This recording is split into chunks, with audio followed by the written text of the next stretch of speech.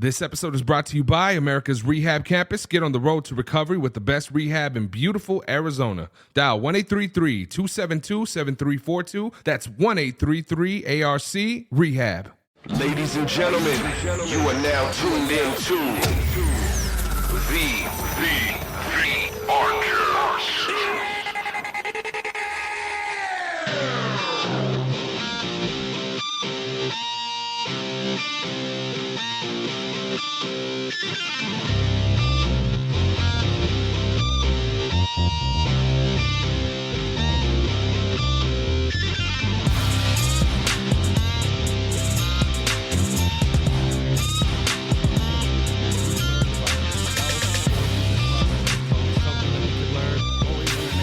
Always. It's going to be fun. All right, so here we go. Good afternoon, ladies and gentlemen. Thank you for tuning in to another episode of the ARCast. My name is Buddha. I'm Matt. Yes, that's a little late there, Matt. You got. I was a little deaf. Let's get your shit together Turn today. up the mic, bud. All right, man. Thank you guys for tuning in. We have a very, very special episode today. I know we say that all the time, and I was trying to think of different types of sound effects. I think the only thing I got is maybe a heartbeat.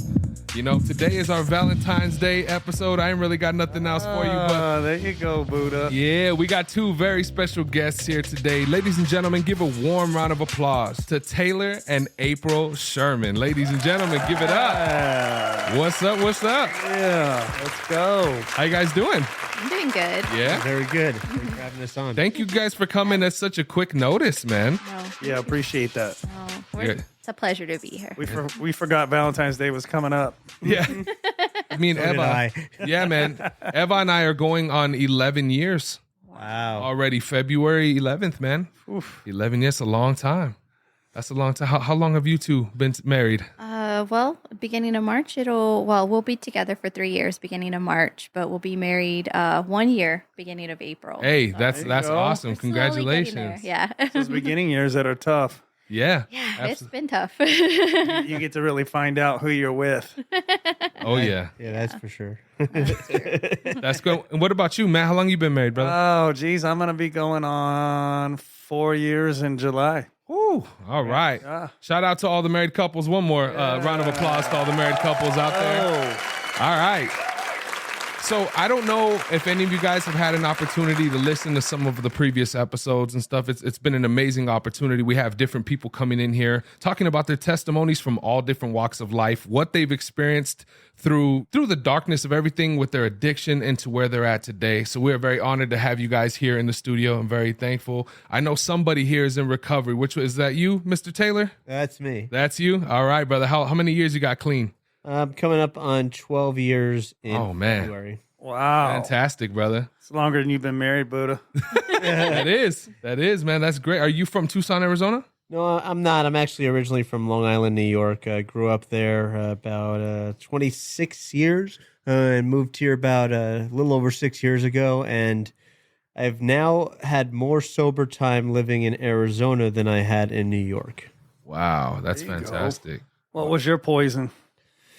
Oof. What wasn't my poison? I feel that I had many drugs of no choice. I mean, there were times where I was just a pure rummy, right? Where it was all drink.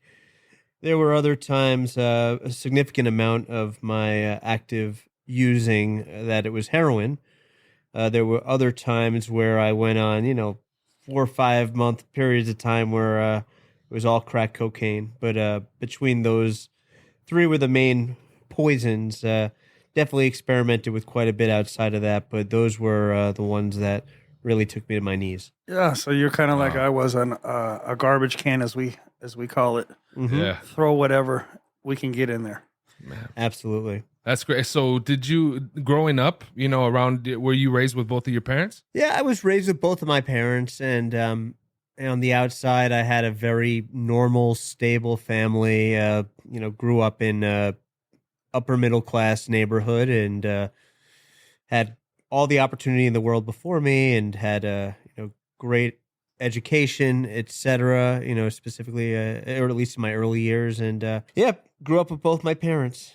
I mean, did you see people using around you? Was that something that you had growing up in your life? Like, Not really drugs. When I grew up, prior to when I really got into it at 14 years old. My father drank a lot. My grandfather on my mother's side drank quite a bit as well. In fact, I was introduced to alcohol at a very early age, around age of maybe 7 or 8 is when I had first drinking, had a drink of hard liquor. Yeah, it was alcohol was around me, but not really drugs. Not until end of middle school, going on high school. Now, did you? I mean, lots of people that I know being in recovery for as long as I've been too, like they started off with learning disabilities or the ADHD or ADD and all that shit, and got put on meds young. Did that part of your story or no? Some yes, some no. The part that was part of my story is there was always something very wrong with me, and my family was always trying to find a diagnosis for it with many, many therapists, all different sorts of medicines. I've had every diagnosis under the sun. I came to find out that I don't have any of those things, and I just have the disease of alcoholism. But in terms of like school, no, I thrived in school. I mean, I was able to be very successful at my book education. I mean, this one crazy story. I remember I used to take LSD before doing exams just to prove that I could still ace an exam and get an A+ while on LSD. Oh shit, dude! Oh, there you go. Shit. You didn't turn into a glass of orange juice, which is what happens to most people. Yeah, we were just at the store getting oranges, intensifier high. I don't know, taking tests. I don't want to talk about That's crazy. clementines now. That's crazy, man. Wow. That is. So obviously, I mean, book smarts and all that stuff. I mean, you had your shit together. Yeah, I mean, yes and no. I mean, I kept bringing down the world around me frequently. I mean, just going to when I really got into hard drugs at around 14, I started snorting heroin, and I remember that I was in class. It was second period. I had just snorted some dope in the bathroom, and a few periods later, I was called out by the assistant principal and pretty much brought into her office, frisked by the deans. And I knew I was in trouble, right? They found paraphernalia, and there was trace amounts of heroin on it, and they called my family and the police. My family arrives there, my mother crying. I'm like, "It's okay, Mom, it's okay. I don't have a problem, it's okay." And then she's like, "I'm not crying because of you. I'm crying because your Aunt Hilda just died." And on a terrible day for my family, I was out there doing my thing, right? Just getting loaded, not thinking about anybody but myself. I had every opportunity for good education to be successful in life. And here I am bringing the world down around me. And that was just my experience in my childhood once drugs and alcohol were put in the equation. It was all about me. I didn't care about anybody else. I had opportunity and I would look away. For somebody who is so book smart, I flunked out of college the first time. So that just tells you it all right there. I know I went a little bit on a tangent there, but no, not at all. You're good. That's why we're here. Yeah, absolutely. Were you? I mean, being so intelligent and going through like that, using and everything like that. Did your family, were they aware of your addiction at all, or were you really good at hiding it? They were aware pretty quickly. I remember when I first started drinking, they thought that was normal, right? And just to be frank, it was normal at the very beginning, but then it very quickly escalated, and then the drugs got put in the equation. I remember having conversations where they would say things like, "Why can't you just go back to just drinking? Why can't you go back to just drinking normally? Why does it have to be all the time? Why does it have to be with all the drugs? Why do you have to keep getting into trouble? Why do you have to keep getting arrested? Why do you have to keep overdosing? Why do you keep having to go to the psych ward? Why do you keep having to go to rehab? Why can't you just quit? Yeah. Just don't lay off the hard stuff, right? Yeah. It's so easy. I shared at a podcast with my dad, and for being an undercover narcotics officer and all that shit that he was, he would say, "Why can't you just stop, son? Why can't you just quit? Just don't do coke. Don't smoke meth. Don't do this." And I'm like, fuck, I don't know how much more I got to tell you. Like, I can't just quit. Man. If I could, I would. Because every day when I would try to go to sleep, I'd tell myself, I'm not using tomorrow. I'd be up at 3:30 in the morning because I couldn't wait till 6 to use. And it's such a crazy disease, right? Yeah, man. So 12 years you've been sober for 12 years now. How many times did you go in and out? Were you in treatment centers a lot growing up? Yeah. So starting at around the age of 15, I started my circuit of rehabs, and I mean it started off with the nice places, right? Places like this, like the Arc, where my family would help me financially to be able to attend such places, and fast forward 10, 12 rehabs later, and it's Medicaid facilities, and then those places won't even take me anymore. So I was in and out of rehabs, maybe a couple months in the street, a couple months in rehabs from like 14 or 15 to 17. But then when I started IV drug use from like 17 to 20, I was pretty much institutionalized. Wow, that's crazy. So what was it that at the last time you went to rehab or whatever made you stay sober for these 12 years, everybody can always say there's one little thing that was different for them from the prior attempts. What was that caught your mind and you actually stuck to it? Right. So my everything I'm going to say is going to turn into a little story. So here goes nothing. That's all right. So around the beginning of 2011, maybe end of 2010, I really, really was institutionalized, and like you could probably categorize the previous few years as institutionalized as well. But at this point in time, I was very seldom not in a facility. I was in multiple, long-term and short-term facilities in short order around the end of 2010, going into 2011. So in my second to last rehab, I had now been in a place where my family had cut me off, and I had nowhere to live when I left, right? Even if I was, quote-unquote, doing the right thing, I was not welcome back because, prior to that, in my third and fourth to last rehab, I had pretty much went from one facility to another and then left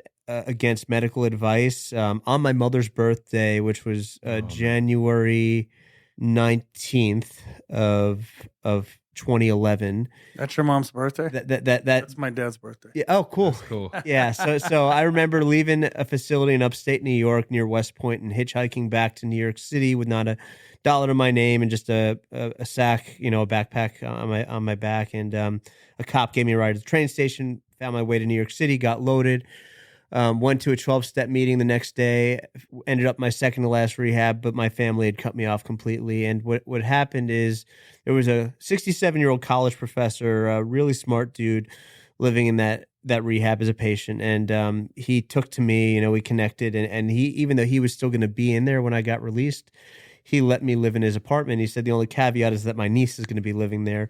Well, I moved in with his niece. Come to find out, it's not his actual niece. It's a crackhead prostitute that was living with him.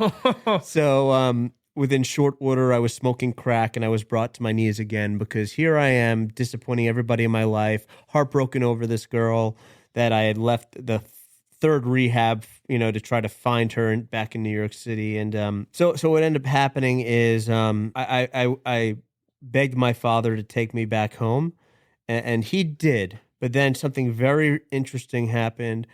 I used against my own will 4 times in a 2-week period. Man. And that is when I knew who I was. I knew what alcoholism/addiction was in my heart of hearts, not just from books I had read, not just from what people had shared, but I knew who I was, and I knew that I was that I was using against my will.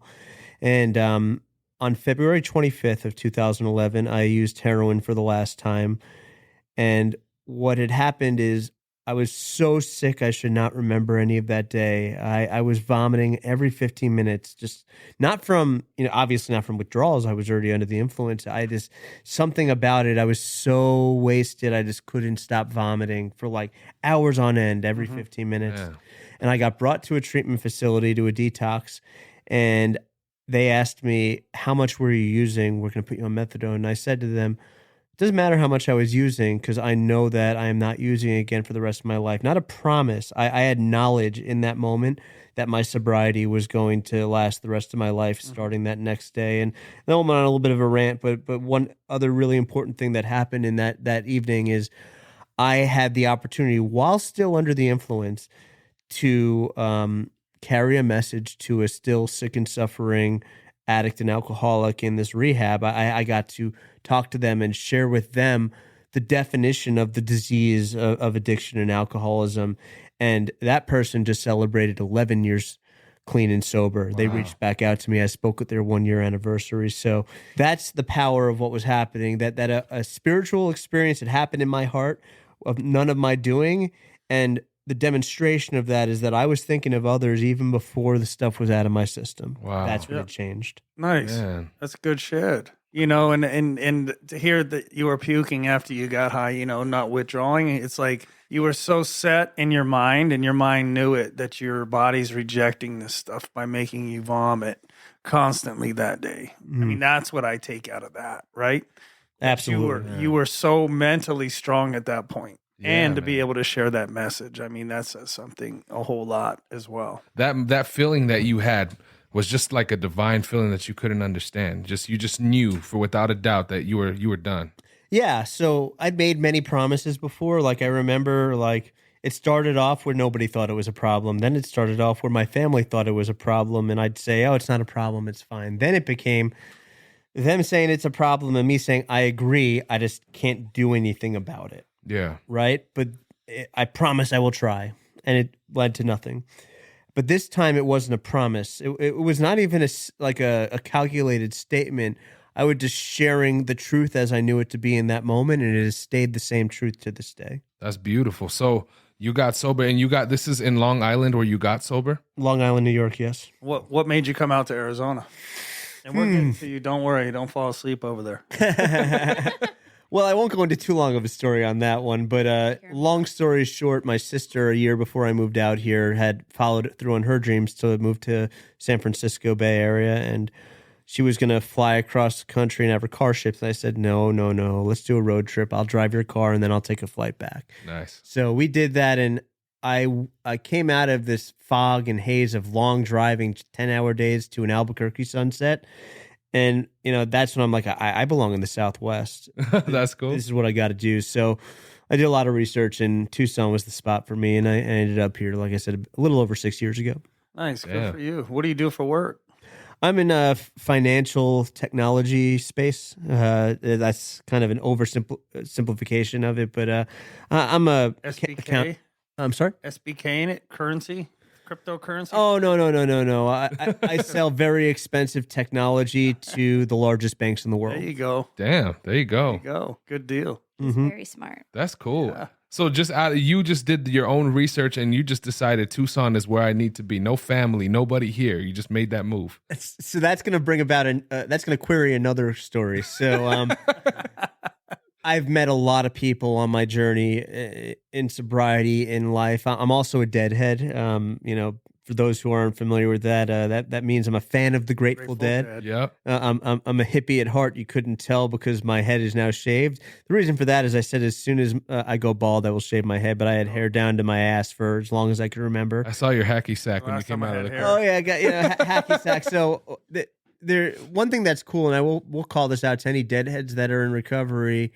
There is a group of folks. Just look for the yellow balloons when you're at a show, and those folks will be the sober folks. There's a 12-step fellowship. That's cool. Related to the deadhead scene. So a friend of mine from that scene, we decided to get together in New York City. Her and I were going to have coffee. She was going to school in Harlem. I'm forgetting the name of the school, but it's one of those really ritzy schools. School of Hard Knocks. That's in No. Harlem. You would think it, but a very prestigious school is there in Harlem, and I picked her up to take her to Hookah Lounge and hang out. And she's a psych major, and I was telling her about my desire to move to the Southwest, and we're kind of running through a bunch of towns. We're running through Phoenix, not my vibe, right? Albuquerque, maybe, but a little bit too cold. Santa Fe, more my vibe, but even colder. Maybe, I said Las Cruces, and she said, "Why Las Cruces? Why haven't you looked at Tucson?" And I said, "Isn't that like right outside of Phoenix? Isn't that like near like those other places like Gilbert and Chandler?" And she's like, "No, that's Tempe, right? Yeah. That's not Tucson. Tucson is its own place, and it's a world away." And I looked it up that evening, and Tucson, I knew it right away was for me. Man, all right. So let's go ahead and fast forward a little bit. You've been in Tucson for how many years now?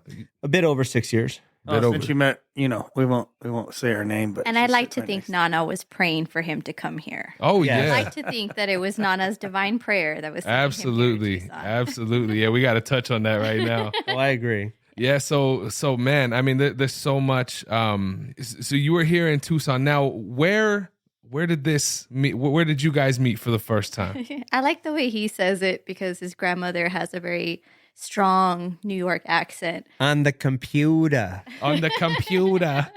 That's fun. That's what you guys met on there. We met on the computer. We met online, shortly after. I think it was like towards the. Farmers only. No, I think it was Matcher. Hinge. Hinge. It was hinge.com. All right. Hippie.com. Not to advertise for anything. Yeah, you can exit out. No, that's cool. Yeah. Guess that's a new age of how people meet, right? I'm used to the old, you meet somebody in the grocery store, Yeah. at the gas station, in person, church, local bar. Fraternizing in a rehab. Yeah. I mean, I was told never to date somebody from rehab when I've been in rehabs. I remember I had a therapist, one of the first rehabs I went to, always stuck in my mind. She used to always say, 2 sickies don't equal a welly. Oh, that's just funny. And I was like, oh, shit, hell yeah. Because you see all these motherfuckers like dating and all the crazy shit. Hormones going out of control. I'm crazy as is. I need somebody normal like my wife to balance me out. You know what I mean? You need that yin and yang. You don't need 2 yings Yeah, or no. 2 yangs. Very true. Well, it's my older nephew. He, I wasn't meeting anybody. I'm not a big social. You can ask Tony. I'm not a big party person or anything. So it was at this point where the family's laughing and they were saying, he's not going to come knocking on your door, April. You got to go out and do something. So he's like, do online. There's an older site for older people like you. I'm like, how old do you Jeez. think I am? So, but it worked because I saw a really cute smile and I messaged. I tricked her. That's cool. That's Right? cool. You, what they do? What do they do? Their photos they save? They brush them or some shit. Always like Like touch-ups? yeah, touch ups and stuff. Because I got Selfies? buddies who go out on those dates and like she wasn't at all like her pictures. Yeah, so they say if you have the camera from up here down, don't trust it. Oh, yeah. Oh, okay. Can't have it like that. There's a few other ones. If she's got painted on eyebrows, that's probably another one. Stay away. Or if they say she has a big heart, it's usually big other stuff. That's funny. Not there's anything wrong with it. Yes, 2023, no judgment. Yes, yeah. Well, that's cool. So you guys met online and then started dating, and then kind of just things fell into place for you. It sounds like, huh? Oh, yeah. Something like that. We met, just a reference, and we started talking at the end of February of 2020. So as we all know, 2020 got crazy That was after such March. a shitty Yeah. year, man. So, we had just said goodbye to my grandmother. So I wasn't in a good space of wanting to be in a relationship. But I was looking for a friend. I was looking for somebody that could be in this area. And I had started talking to him, and he seemed really nice, almost to the point like, what's wrong with him? There's got to be something. He's online. He's a nice guy. He's got pretty eyes. Something's wrong. And we went out for a hike in March, at the beginning of March. And I want to say like 2 weeks before the whole world shut down. We went for a hike, and I don't know if I can say, but it was the first time we had met each other. And that was the first time he had told me about his sobriety. And Yeah. that was the first time I had really heard in conversations people use the word, in true transparency, I'm going to let you know that I am at the time 9 years sober. Yeah. Just You were about. 9 years sober. And I remember thinking while I was on the top of Tumamuck Hill, like, that's what's wrong with him. That's it. He's got an addiction. I just focused on all the negative parts, and I didn't focus on any of the good parts. But we got to the top of the hill, and he was just kind of telling me, I'm an open book. You can ask me anything. You can tell me any question. If I can tell you, I'll tell you. If I can try to explain it. And he tried explaining his addiction like a peanut allergy. And at the time, I didn't get it. I was like, what do you mean peanut allergy? Do you remember that story? Yes, I do. I've told it many times to many My people. eyes get super red. It's like, You need your EpiPen on you at all I know I times. can't have it, so I don't touch it. And I'm like thinking, well, what is that like to be with somebody that struggled so Yeah. much to get to where they are now. And then I'm doing the math because he wasn't 30 at the time. I'm like, he's got 9 years. I mean, he started drinking before he was even 21. Yeah. And for somebody like me who hasn't had an addiction, that's when All the judging started coming shit out. started coming in. Like, when did you start drinking? Yeah. Yeah. Like, how did that happen? Like, that wasn't even a thought in my little Peabody brain, Yeah. And it was just kind of like question after question. I just started I think they just started flowing, and he handled it with such ease, such truth. Wow. And he was just a wealth of knowledge. I think we sat up there for probably an hour, right? Just talking about his life, his journey. Letting you recover from the hiccup. True. And he's thinking, how the hell is she asking all these questions? She's supposed to be winded as fuck. Well, as you learned today, she didn't have to ask many questions. She just asked one open-ended question. I And spoke the for an hour. stories. Yeah. There you go. And I always think that that's the best thing to do is be transparent, right? Especially you meet someone new. It's kind of like, hey, I'm going to give you the opportunity to know who I am right this second, so you can either take it for what it is, at face value. At least you know what you're getting. You don't know what you're Yeah. getting half the time you're buying these used cars and all kinds of other shit. At least with me, here's my past and here's what it was and here's what I am today. Yeah. And either take it or leave it. Very true. And I appreciated the fact that he didn't wait till I was like a week in and I liked him. He told me the first day, our first meeting in person, and it's like I could have made up my mind if I wanted to see him again. Some Yeah. people wait months, years Yeah. That's before they crazy. open up and say that kind of stuff. I would like to say, it's very interesting that you point that out because I believe that I had gotten to a place where I was just jaded by, I'd gone on a couple of dates with various people and some people I went even on second and third dates with. And, it came out later on that I was sober, right? And I remember specifically one girl that I had dated. The reason that she broke it off with me is because I was paying too much attention to newcomers in recovery and not enough attention to her. I was more focused on the sick and suffering drug addict and alcoholic and not enough on getting to Well, know good her thing better. that bitch dropped you because you wouldn't have been happy, dude, Yeah, for because real. she's been In my selfish defense, as hell. Mhm. I almost broke up with you too because he doesn't like cheese. I Oh, thought that that's a was- different story. Oh, yeah. Now Valid. shit's getting weird. Yeah. How the hell can you not like cheese, bro? I mean, I don't know.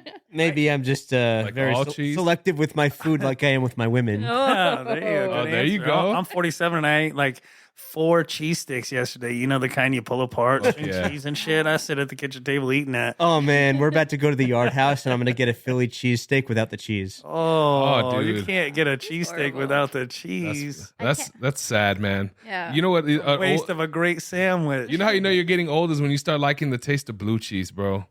I like blue cheese. Me Guess too. I'm forever Me too. young, man. Fire, bro. So good. I take that shit On that over wedge ranch now. salad, dude. You get a wedge Oh, with like dude. the crumbled Okay, this is blue- getting really cheesy. Man, so I think that's really cool, the fact that you came out straight up, because I mean, like, did you feel at the time, like, I know you just said that with some of the girls that you dated, but did you feel like it would always, like, were you kind of just like, you know what, I'm just going to cut out the bullshit. I'm just going to let them know they either like me for me, if not, fuck it type of thing. Was that your mentality with it? Yeah, that was exactly it. And I don't know. I just feel like a lot of the craziness about me makes a whole lot more sense when you know that part. That's cool. Yeah, True. sure very does. true. It's funny when you were talking about how when he initially told you, you automatically go to that thought process of like, well, what is wrong? Even that thought process alone of trying to figure out what the hell is wrong with the person, always looking for those faults. Yeah. Little do we know that even that is an addiction that has to be broken. The sometimes. judgy, right? Like, Yeah. but I mean, that just showed how I guess my world was in so much of a bubble, you know? Yeah. And I Snow didn't globe. expand my mind to think that there are actual people out there fighting everyday addictions or fighting their own egos or their own whatever.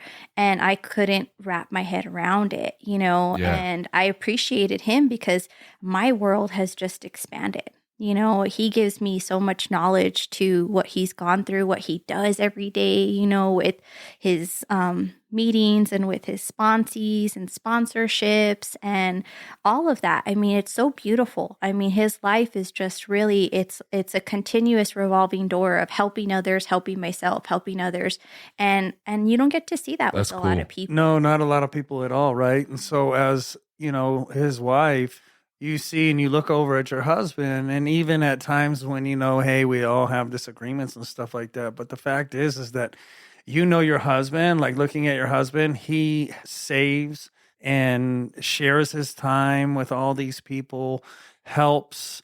It's never a question of like him, not wanting to spend time or give you attention. It's all based on, hey, my husband is a totally selfless, great man because he goes and does these things and he's not getting paid for it. No. It's Yeah. not always fun and games either. Oh no. Right? It's a pain in the ass to sometimes have to get up, go to these meetings, reach your hand out, welcome newcomers, help people. Everybody always has problems and we got problems too, but we're constantly always shelling out and helping people. And then sometimes it's like, wow, sometimes we forget like, hey, what a great human being. Yeah. Yeah. What a great human being, because not everybody does that. Most people are just always about themselves, what they get, what they're not getting, all that, right? Yeah. And the fact is that he gets to go out, and the fact that you say, hey, that's my husband. Oh, yeah, definitely. And, my mom always said you have to pick your battles with the person you end up being with. And if my battle is that he's not with me 110% because he's out helping another person, I at least know in this moment in our lives, I'm not worried about him at a club with his friends. Yeah. I'm not worried about him, at a bar just chugging one after the other. I don't worry about where he is or who he's with in that sense. I know what his purpose is. I know what he's doing when he leaves the door. I know what he's doing when he's in his room. And you being supportive of his purpose, right? We talk about purpose a lot on here, right? Everybody has to find that purpose, and that purpose is a majority of their life. You being a supporter of his purpose, when he comes home and he's not nagged at, well, that meeting went forever, or how long did you stay after the meeting to talk, or, all that kind of other shit that a lot of people that I know are in recovery who get that kind of stuff. He doesn't get that. He comes back and he gets to be like fulfilled on the one side of his purpose, and then even fulfilled more coming home to a wife that cherishes that marriage with him and the man he is for who he is. Yeah. Sure You hope know what I so. mean? He gets a double dip. I kind of ice like cream it cone. when he comes You like home. ice cream, don't you? Yes, I like ice cream. Okay. With some Even cheese? cheese flavored? Cheese on No top. cheese. No, but I gotta give my darling wife some credit here. It's not just about the way that she receives and reacts to my involvement in the recovery community. She gets involved too as a not in recovery member, or not member, but a person who's not in recovery. She still is involved, and she helped out recently with a committee that I was involved with my my community, and to throw on an event over the holidays, a 24-hour event for sick and suffering addicts and alcoholics. She was all in about doing her part and contributing and giving back. And something else I'd also like to address, I appreciate, the characterization of the work that we do in recovery. I gotta be real that I can't take credit for it. And more than that, like, I don't even consider myself a kind person, right? Kind of a dick. I'll be adventurous enough to just say I don't even consider myself to be a quote unquote good person.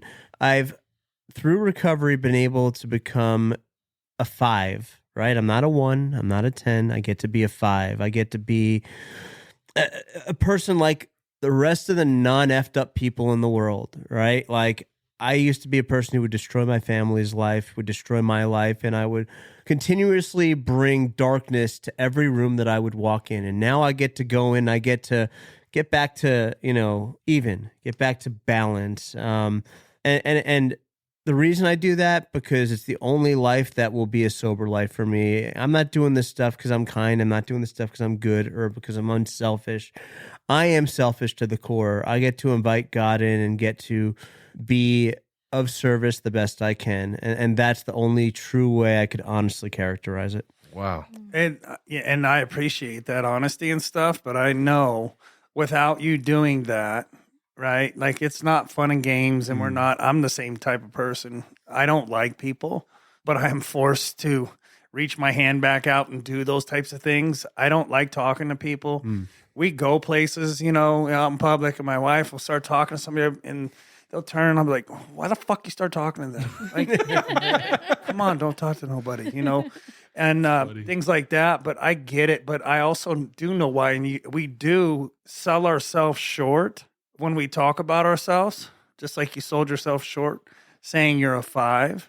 It's not about what we think about ourselves. It's about what your wife thinks. When you guys have kids and your families think now, right? And your friends and what we see you do, right? Yeah. I beat myself up over shit. My oldest will be 24 in May. You know, they all saw me arrested. I was never around when they were growing up. I was a piece of shit father. You know, they don't see that anymore. They see the dad that helps people, the dad that laughs, the dad that cares, the dad that says he'll be there, shows up, all those things. And I still, you know, they were just here for the holidays. And I texted them when they left and I was like, hey, I'm real sorry, you know, because I spent as much time as I could with them for the couple of weeks. My son's in the military. My daughter's married to a man in the military. So they were out for the holidays. And I'm like, I took as much time off work as I could. You know, I'm sorry. I'm just, you know, I don't mean to be, I feel like a failure, you know, and they're just like, we don't see you as that. Man. You know what I mean? And so it's just like, again, I sell myself short of actually what I'm doing. What you do by going to these meetings and putting your hand out, even when you don't want to, is you're filling up that bucket that we all have inside us. Other people are ladling in because we always just used to let people ladle in. We never ladled out. I was a thief. I was selfish. I stole. I fucking Tasmanian devil in everybody's lives, right? Until I got cut off from my dad later on in life. It just took him a long time to cut me out. And it's like, you know, once we learn that to feel refreshed and to feel like we're actually doing something, we have to ladle in other people's buckets, right? In order for us to get ladled on back and feel good about it. It's not really being selfish. I think that's just the way life's is supposed to work, right? We're supposed to be kind human beings, kind to each other. You know, even, you know, hey, I don't want to talk to somebody doesn't mean I'm not kind. It just means I fucking don't care. You had to park in the back of the parking lot. You know, I had to go to Discount Tire like 2 weeks ago and I'm sitting there for an appointment. This old guy's like, hey, what kind of shirt is that? Love your car. And like, I go sit way in the back where there's nobody. He comes over and sits. He's talking and talking. And I text my wife. I'm like, this motherfucker won't shut the fuck up. Like, and I get up, go outside. She calls. She's like, just be nice. And I'm like, I can't. I was for 20 minutes. Like, that's a long time for me to talk. I talk on the phone for 2 minutes. I'm like, okay, I'm out. Click. You know, it's just like so funny. But it's not. No, but it's funny to even hear you say that. Like you said that, like my cousin earlier today, we had this conversation about, you know, hey, is Matt's going to be here? You going to be here? And she was like, no, Matt's story was super badass. Like it was awesome to hear. You said that you resonated with something that he said. Well, I did. You were talking about your relationship with your dad, and my husband will say, like, me and my dad, we are two peas in the same pod. His name is Alfred, and he calls me Alfreda when I'm acting like my dad.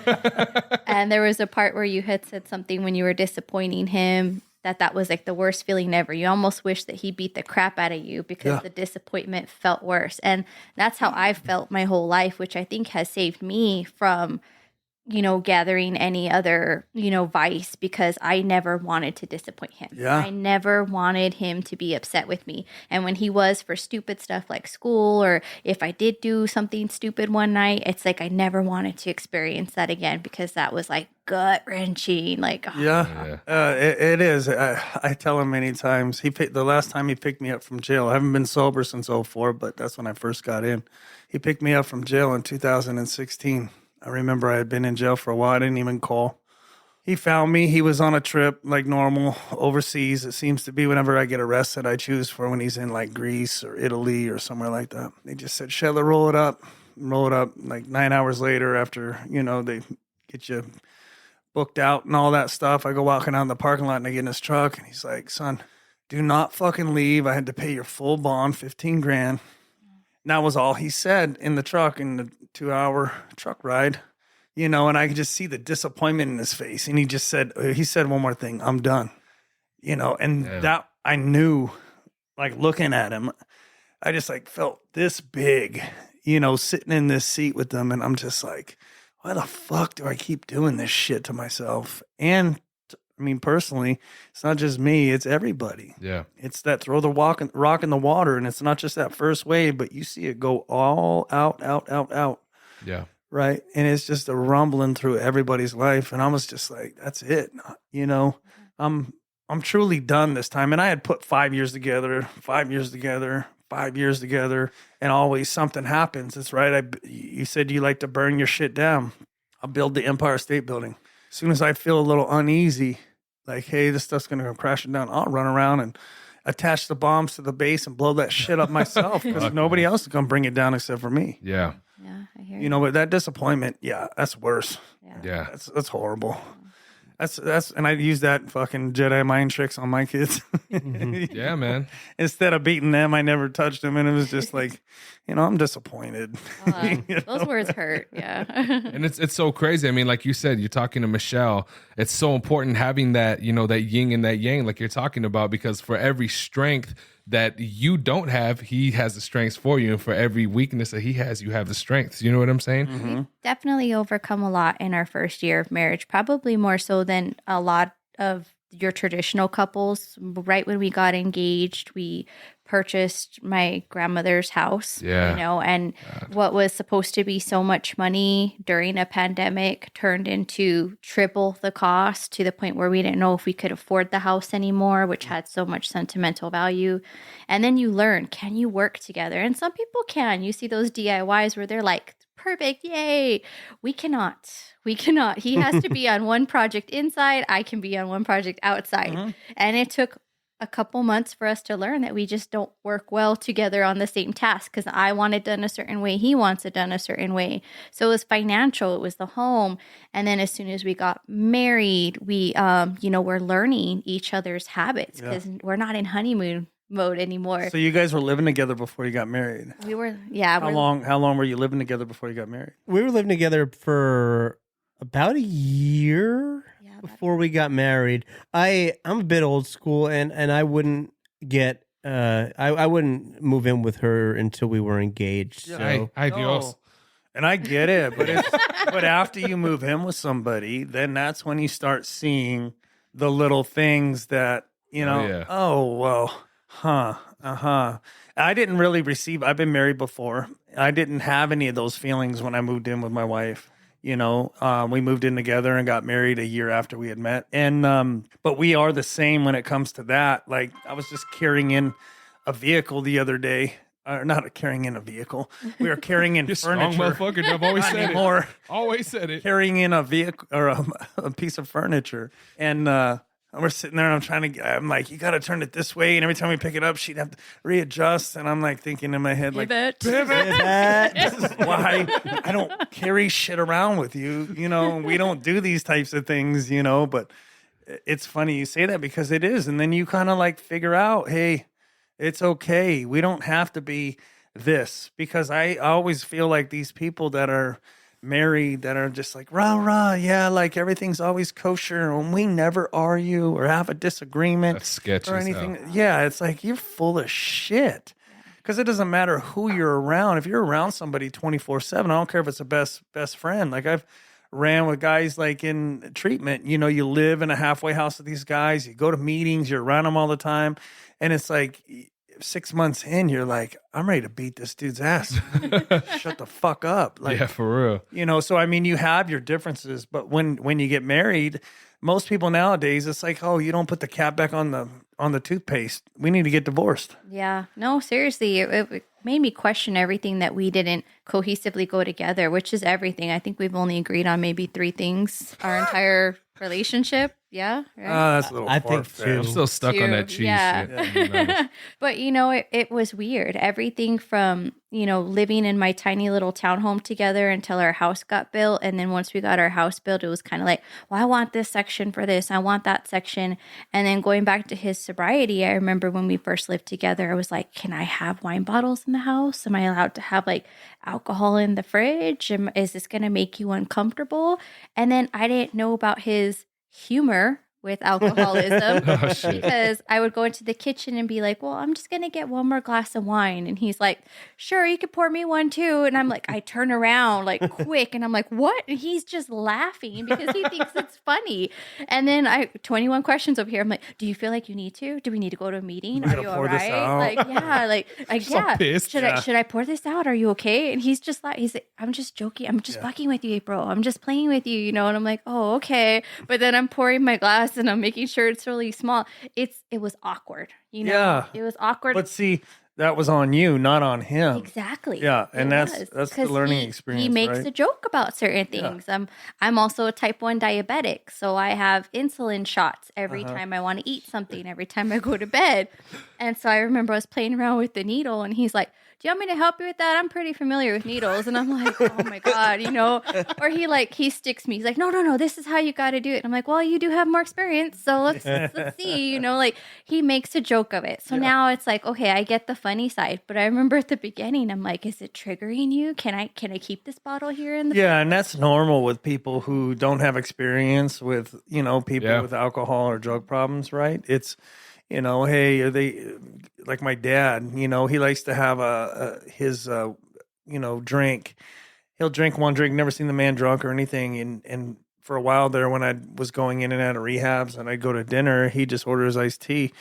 And I'd be like, hey, Pops, you can have a drink. Like, that's really not my forte anyways. You know what I mean? Like, I never was a big alcoholic or anything like that. And he'd be like, well, I just don't know. I shouldn't have a drink around you. And I'm like, it's fine. I'm not going to burn down the fucking house because you have a drink. You know what I mean? And, I think it's more awkward for the other people than it is us. And I'm speaking for both of us, but I'm sure he could probably tell us a story about that. Like, how did you learn to be so confident like that? You could play around. I'm guessing it wasn't always like that, right? Yeah, so I have a couple of stories. So just I think that just the first thing that made me realize it's all just funny in the end anyway is when I first got sober, I went to a lot of concerts, like, Grateful Dead related stuff, outdoor music festivals. And when I was getting loaded, nobody offered me free LSD, free ecstasy, free mushrooms, free alcohol, free pot, free whatever, right? Get sober, nonstop. Everybody's offering me free shit, really, all the time.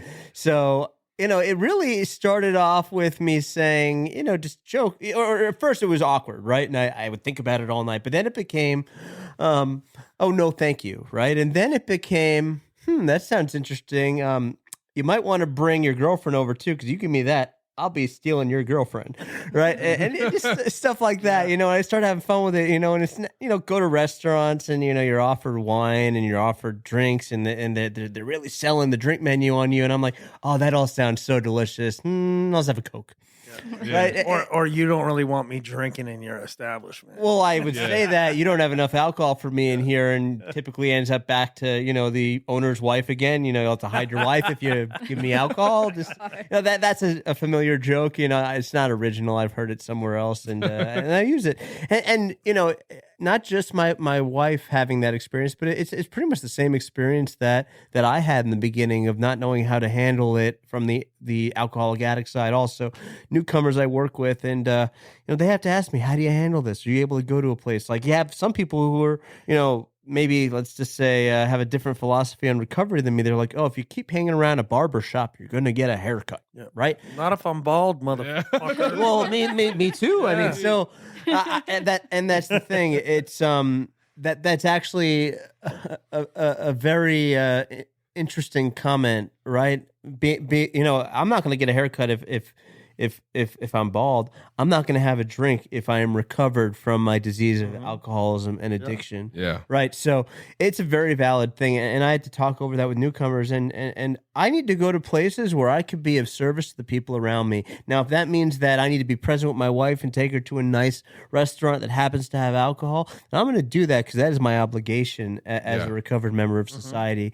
And, if that means I'm going to go to, I don't know, a bar or whatever, because that's where she wants to go, I'll go. And it's not awkward to me anymore, right? And, being a person in recovery versus a person like my wife who's not in recovery and doesn't need to be in recovery, I need to understand who and what I am. She could appreciate the work that I do, and she could learn as much as she can based on, what we talk about, what she experiences being around me. At the end of the day, she doesn't have to know 100% with certainty what I am on the inside in terms of alcohol and drugs. Only I need to know that. I know that I have a disease that is killing me or will kill me. She just needs to know that I don't drink anymore, and that's that. And that's okay. That's cool. No, I mean, and it's kind of like the one disease that we think ain't gonna kill us. Like if they said, "Hey, you had cancer," a specific cancer, and you're like, "I'm dead." Same goes for this disease, right? I know a guy I remember at a meeting. He used to always share, our disease is out in the parking lot doing push-ups, just waiting for us. And I'll do push-ups for years, and it could never come about again, or I could do push-ups for these people that are in and out daily. It just depends on how you manage it. And there's no magical book. It's all, for me, it's been a tailor-made suit. I've taken bits and pieces from people I've met along the way, things I've heard, things I've learned, things I've researched, and I made my own program suit with that. Yeah. Just because of what he might do might not work for me. Yeah. And what I might do might not work for him. He's talking about on the inside, and that's where it comes from, on the inside, right? You got to build it made for the spiritual soul part we have on the inside, not on the outside, what we look like. Yeah, and I'm going to give an idea surrounding a statement you just said about the disease being in the parking lot doing push-ups, and I'm going to give credit to my friend in Seattle on this one. I'm not going to mention him by name, but he once challenged that, that old saying of, my disease is out in the parking lot doing push-ups, and he said, my disease is in me right here, right now. Right.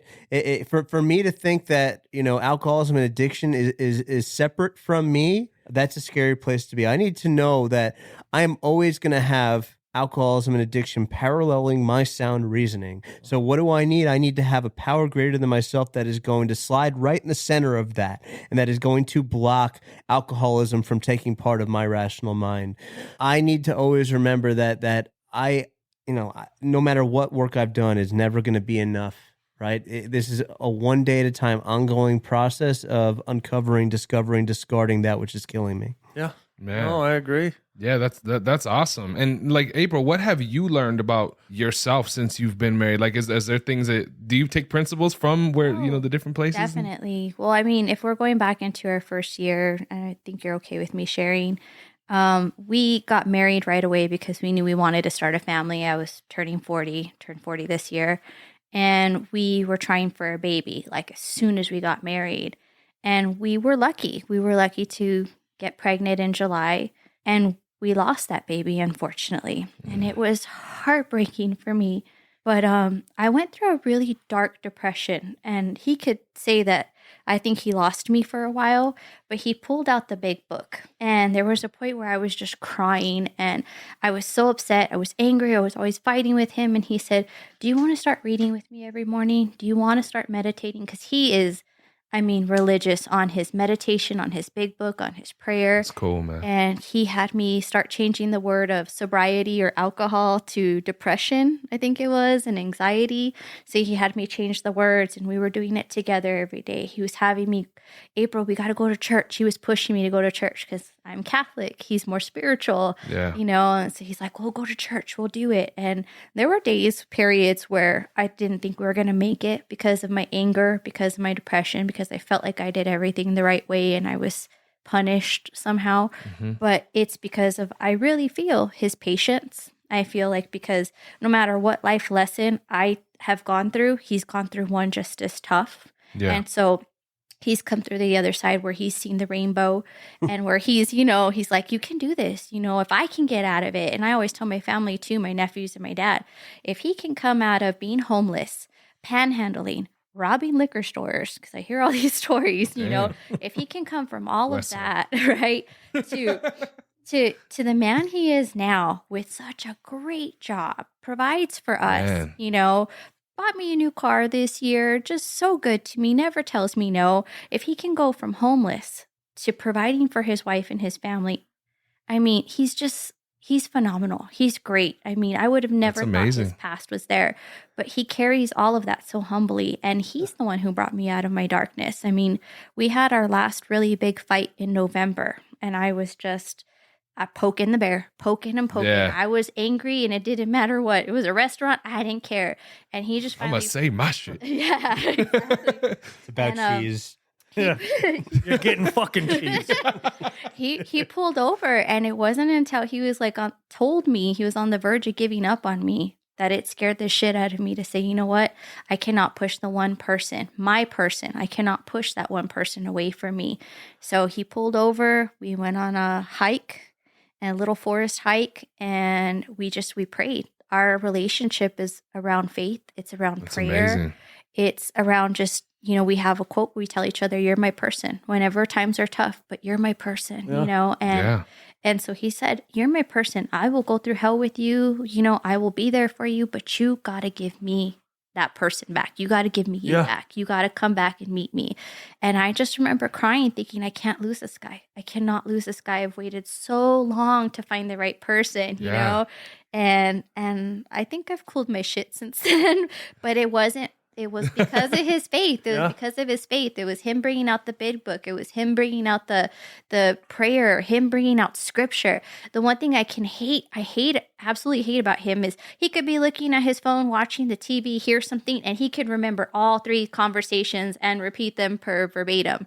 And I am not like that. It's like, I got to pause the TV, listen to you while you're talking. I got to put the phone away, but he can do all of that. Yeah. So I'm talking, I'm yapping, and he's like, well, per Corinthians, and I'm like, oh my God, just shut up. Stop being so smart. Man. But he's pulled me out because of his sobriety. And I don't think if he had been taught those lessons with his, teaching sponsees and other things, he could have dragged me out of that darkness. I don't think that would have been possible. Yeah, that's really interesting that you say that, baby, and I appreciate all the credit. And I gotta step back and say that I may have suggested things, I may have shared experiences, but at the end of the day, it was your relationship with God that got you out of your darkness, because I don't know if you realized it, but I was not trying to save you.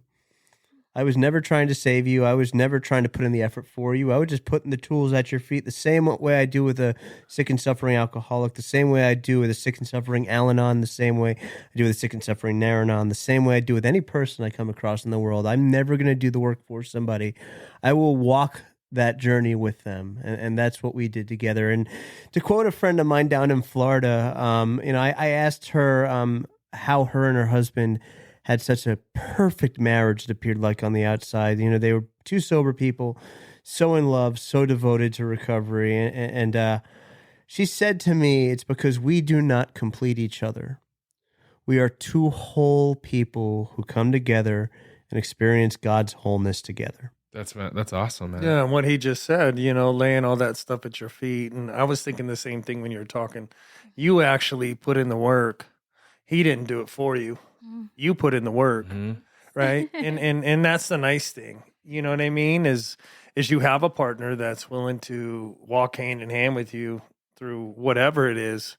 Yeah. As long as you want to continue the walk, right? Yeah. And by continuing the walk, that time meant doing the things that were presented to you to pull you out of your own thing. Yeah. Now, I mean, he's a 5.5 now, but I will give some marriage advice. You better start 5.4. saying no. You better start saying no sometime.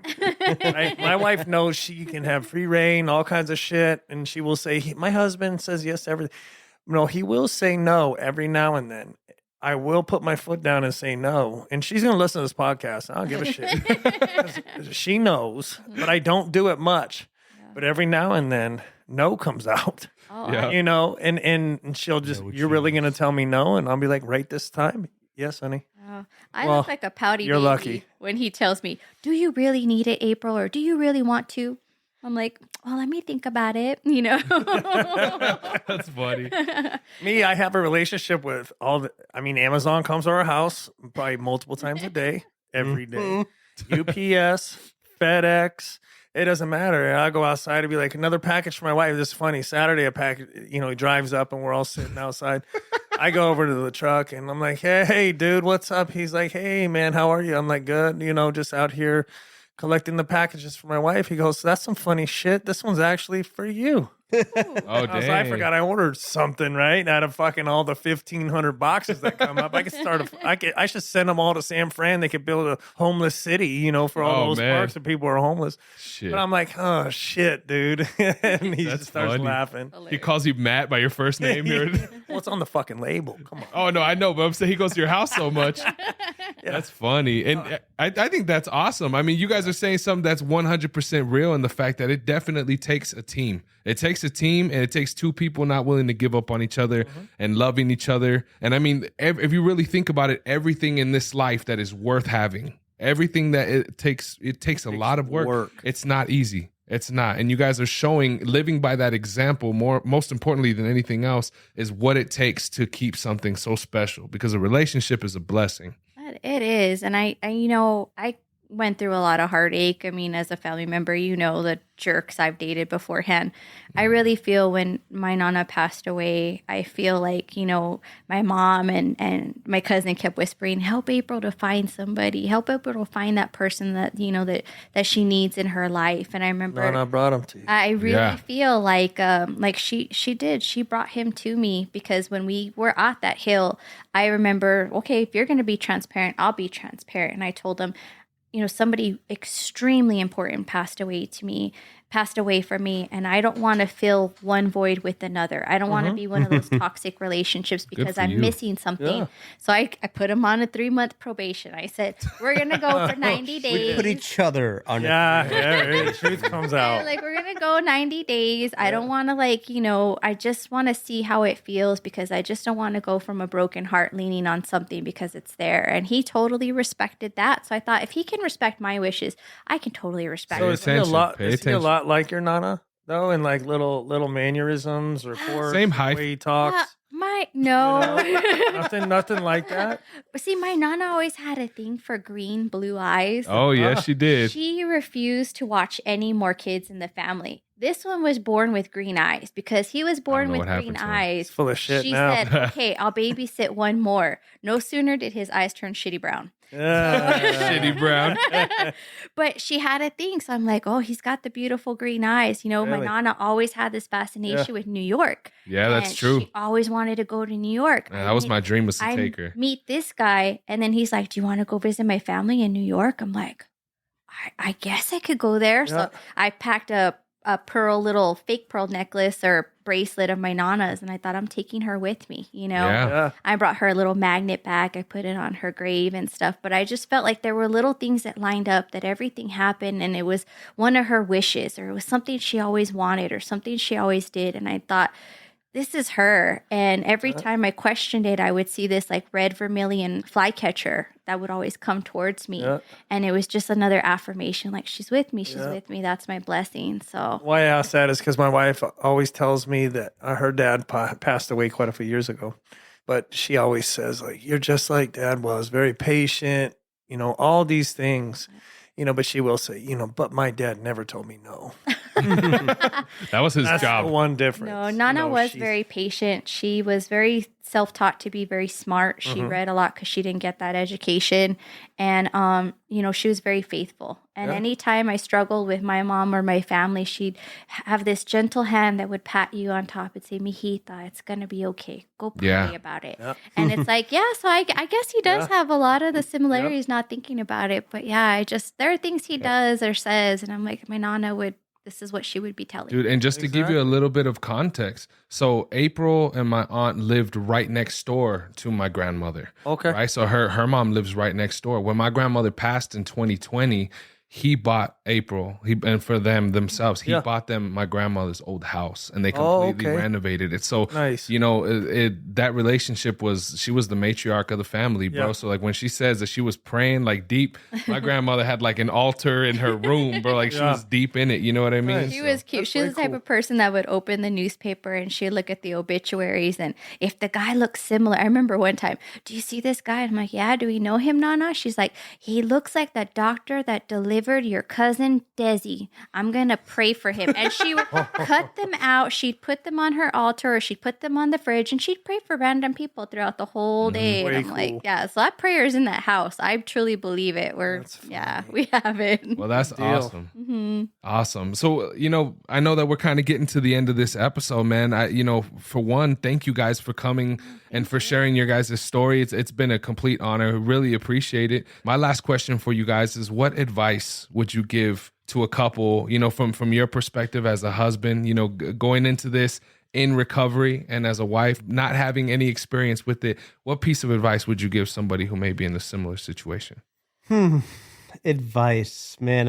I'm bad at the advice giving business, but could share some of my experience. So this story keeps coming to mind. I'm going to bring it up. So April's aware that when we started dating, before we were exclusive, there was another, there was a girl that I had known from recovery community, right? Somebody who on paper had everything in common with me. This girl was also a businesswoman, who had her own, means, and she, she spoke the language of recovery the way I do.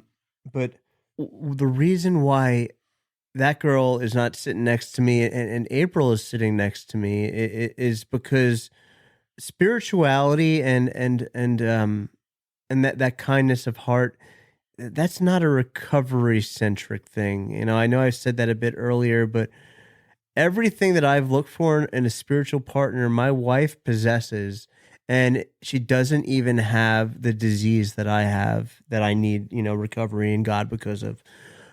So to turn that back around to the advice piece, I would say that there's a common ground that could be found if God is in the center of everything, right?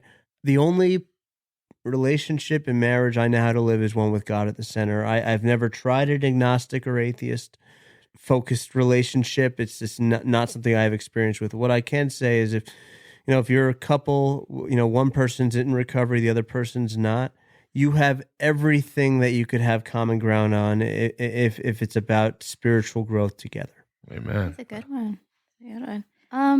I think from my perspective coming in, I would think your partner should be very transparent with you. You should be able to ask any question and get an honest answer. And if you love that person, you want to learn about it. You want to learn what you can do to be a part of it. I know that there's Al-Anon, and I'm eager to start going to that as well. But I think to be a part of his group, to be a part of his friends, to understand what he's doing every day, to understand the lingo, sponsors, sponsees, to understand Big Book and things of that nature. I love to learn. I love to see him shine. I love to know that he's got another person that he can help. And I think as long as you have that communication, things will work out. You just got to have that open communication. You got to be two open books. Yeah. Just be ready to be open and talk. That's awesome. I think all that's very important. And I think another key to having a long and loving and meaningful relationship, even if it's a friendship, is never throwing the dirt that somebody tells you about themselves in their face, right? Because it does take a lot to be an open book and being transparent and come out and say, look, this is the type of human being I used to be. I'm not proud of it. I carry a lot of shame around sometimes with it that I shouldn't, sometimes I fall back into that and sit in it for a minute and get out of it.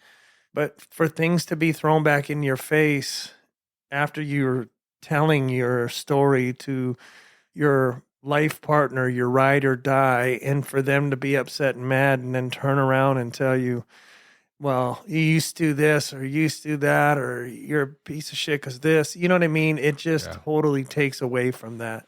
You have to take everything for the good and the bad. And I always say, I wouldn't change any of the bad things that I ever did, that I ever went through, or any of that shit, along with any of the good, because I wouldn't be exactly where I'm at right here, right this second, doing this podcast with you guys. Amen. Right? The good and the bad. You have to be willing to accept that. And that's who I am. That's who I was. This is who I am today. Yes. And please, if you're listening out there, just don't throw shit on the fire. Yeah. We're already sitting there feeling a certain way about ourselves. We don't need it added on, especially from the person that we love and supposedly loves us just as much. Well, there's a saying that says every sinner has a future, every saint has a past. Right? Yeah. Very true. A relationship, my father-in-law said this, and it sticks with me. A relationship takes two to make it, and it takes two to break it, regardless of what it is, right?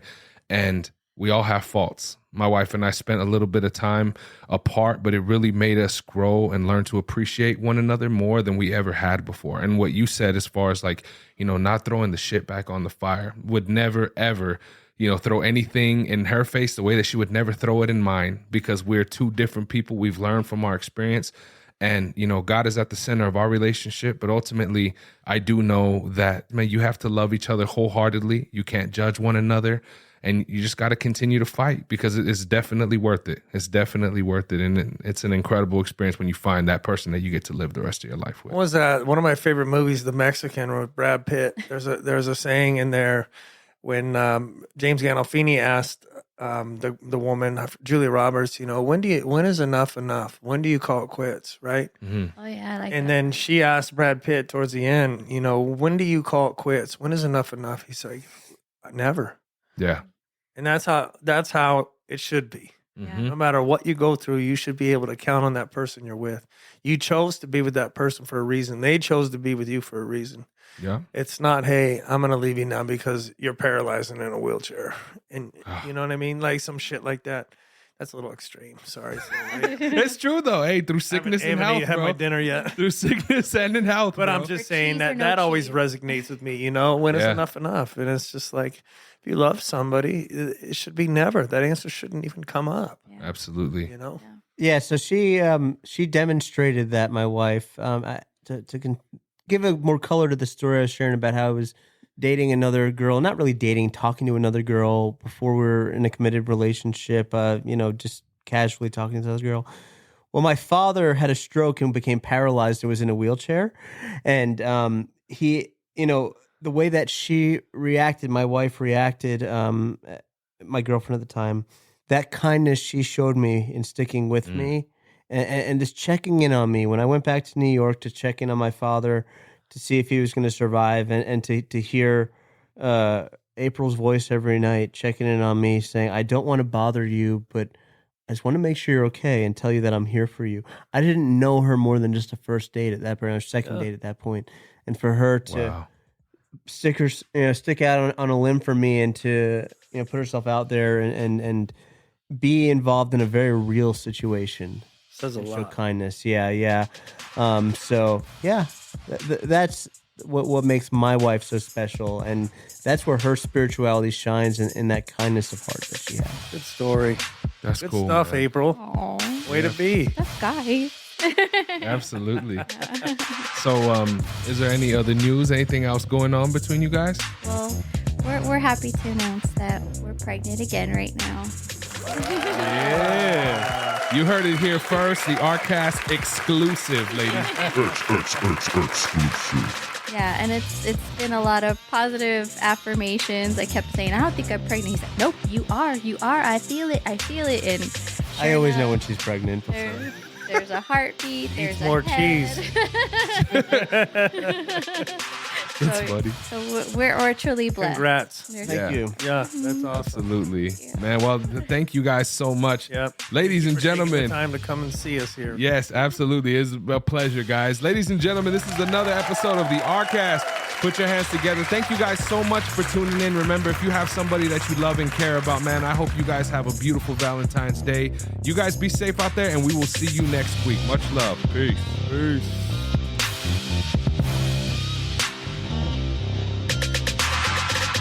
What's going on, everybody? This is Buddha from the ARCast, and I just wanted to thank you for checking out this week's episode. It means a lot, and if you could share it with a friend or a loved one, somebody you need in recovery, or maybe somebody who just needs that little bit of extra positivity in their life, we'd greatly appreciate it. If you would like to join us here on the ARCast, either in the studio live or online, hit us up. The links are down in the show notes of this episode, and on there, you can find direct links to our main website here at Americas Rehab Campus and all of our social media platforms. Follow us We keep the post positive and motivational, focused on recovery, health, and wellness. As you know, in this modern day and age, we need as much love as possible, y'all. And as always, if you or somebody you know is in need of substance abuse treatment, please don't hesitate to give us a call. We're open 24 hours a day, and our direct phone number is 1-833-272-7342. Once again, that phone number is 1-833-272-7342. I hope you all have a beautiful rest of your day. Much love and God bless. Peace.